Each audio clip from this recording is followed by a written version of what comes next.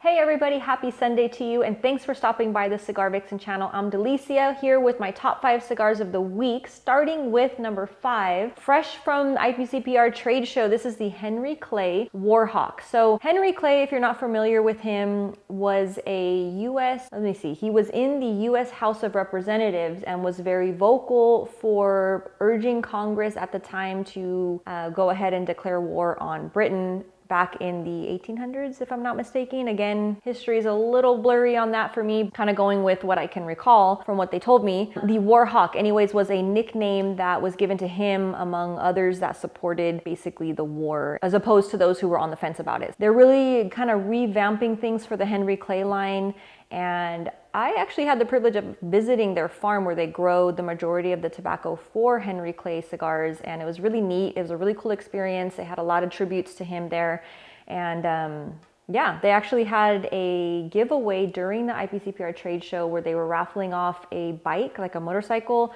that kind of fell in line with the whole look of what they were going for with the packaging. So again, something that was really cool. Definitely visit your local retailers to try out the Henry Clay Warhawk. It's one that is really good for morning time, for something that's not really strong, maybe with your cup of coffee, again, earlier in the day. Some of you like the lighter stuff later in the day, which is fine too, but the majority, I think, like to start out with something a little bit lighter, for the daytime.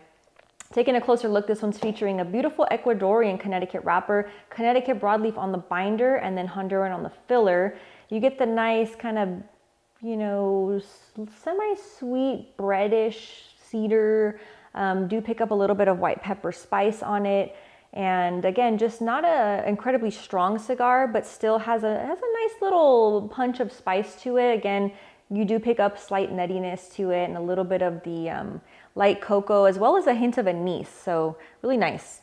Moving along to number 4, keeping in line with the whole warfighter theme. This is actually coming from Warfighter Cigars. This is the Garrison Lancero. Beautiful, beautiful, lovely Lancero. As you can see, it's a really dark tobacco. It's featuring a nice oscuro wrapper. Just a lot of fun. It does come in some different vitolas for those of you who are not fans of Lancero, sadly. But I, of course, saw this. This was during the trade show that I picked this one up. Saw the Lancero, and they were kind enough to, share a couple of those with me. So thank you again to Warfighter Cigars. This is the Garrison. Taking a closer look at it, as I mentioned, it has that nice Oscuro Habano Maduro wrapper from Honduras. Has a nice Connecticut binder, also grown in Honduras, and a Nicaraguan Habano on the filler.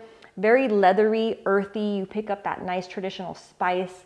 A little bit of a hint of kind of a citrus in the background, but really nice. You also pick up a tad of like the coffee bean.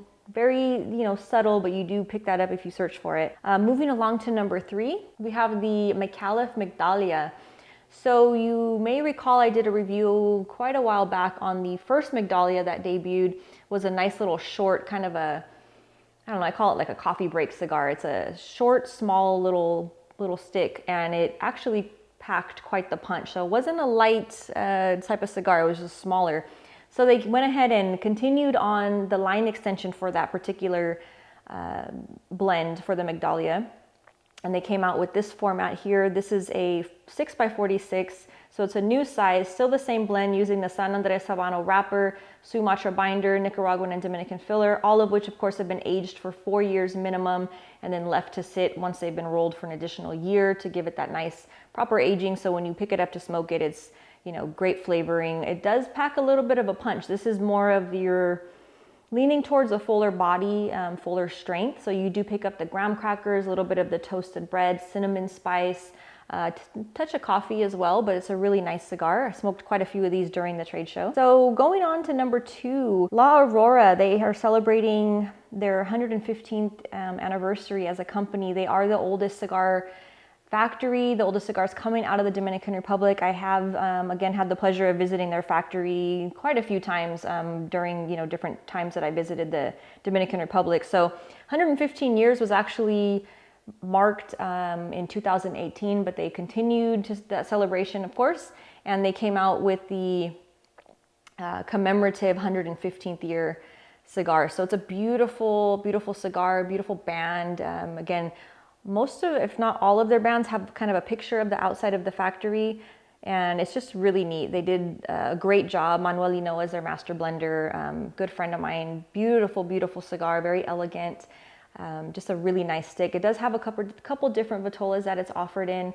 And this one is featuring an Ecuadorian wrapper. It has a Brazilian binder, Dominican, Nicaraguan, and Brazilian on the filler. You get the nice cinnamon spice. It's creamy. You pick up a little honey sweetness, the nuttiness, a little bit of cedar.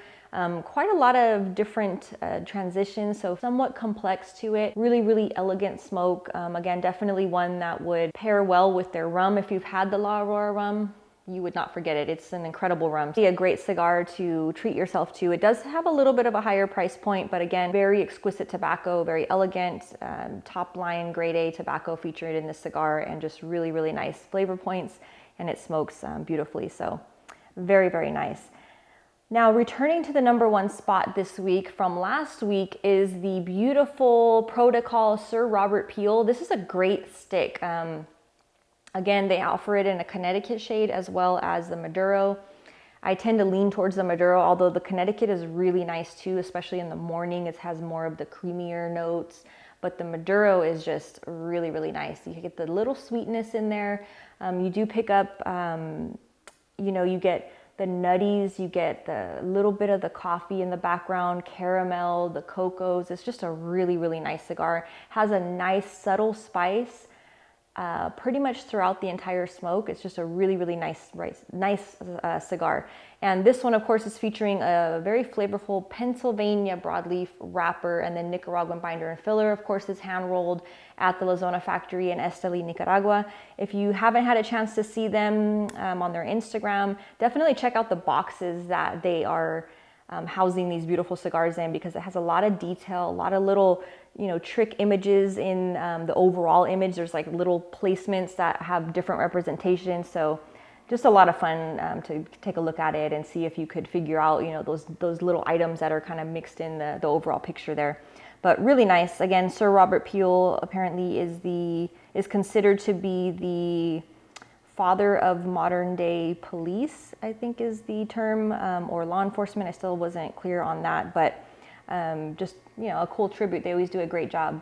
Definitely something that you want to pick up, and definitely recommend a box. In fact, it's a really, really nice cigar. So again, thanks so much for tuning in and spending a little bit of your Sunday with me, and I can't wait to see you all very soon. Cheers.